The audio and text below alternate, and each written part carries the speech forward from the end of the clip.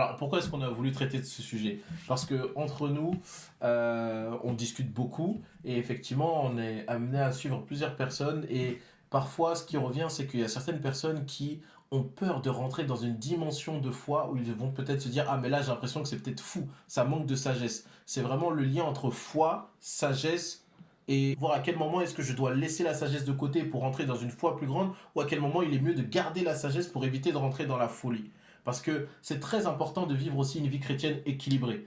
La foi doit produire quand même un équilibre spirituel. Pas juste le fait de se dire, ah ben voilà, j'ai la foi, je fais tout et n'importe quoi. Non, non, non. Il faut un équilibre. Satan lui-même est arrivé vers Jésus. Il a dit, écoute, si tu es vraiment fils de Dieu, tu te jettes d'ici. Quand il l'a transporté, il a dit, bah, jette-toi alors, et puis demande aux anges de te rattraper, etc. Et il a dit, je sais qui je suis, je n'ai pas besoin de le faire. Pourtant, il aurait pu aussi prouver à Satan qu'il avait tort, dans un esprit d'orgueil, de dire, ah bah regarde, tu vas voir, vas-y, je fais, je le saute. Est-ce que Dieu l'aurait sauvé? Je pense que oui. J'espère, en tout cas. C'est évident. Bien sûr que Dieu l'aurait sauvé. parce que la Bible dit aussi, tu ne tenteras point l'Éternel ton Dieu. Hein.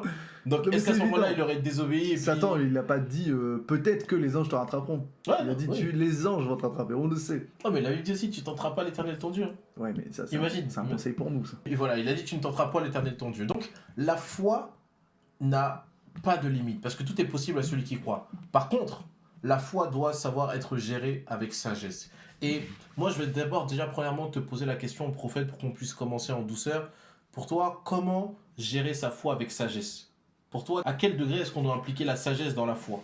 Bah, déjà, premier point, avoir de la sagesse ne signifie pas manquer de foi. Oh. Parce que beaucoup de gens vont utiliser la sagesse comme étant un échappatoire à leur manque de foi. Le Seigneur te dit d'avoir la foi, et toi tu veux entreprendre quelque chose, puis d'un seul coup tu dis non, non, non, non, non, non, agis avec sagesse. Mais à 90% du temps, aujourd'hui, les gens n'utilisent pas la sagesse pour accomplir ce que la foi leur promet, mais ils utilisent la sagesse comme frein à leur foi. Sous-entendu, un manque de foi. Wow. Et ça, c'est un gros problème. Si tu utilises le prétexte de la sagesse pour venir couvrir ton manque de foi, ce n'est pas la sagesse. La sagesse n'a pas pour but de réguler ta foi. Elle a pour but d'amener la stratégie dans ta foi qui va permettre l'accomplissement.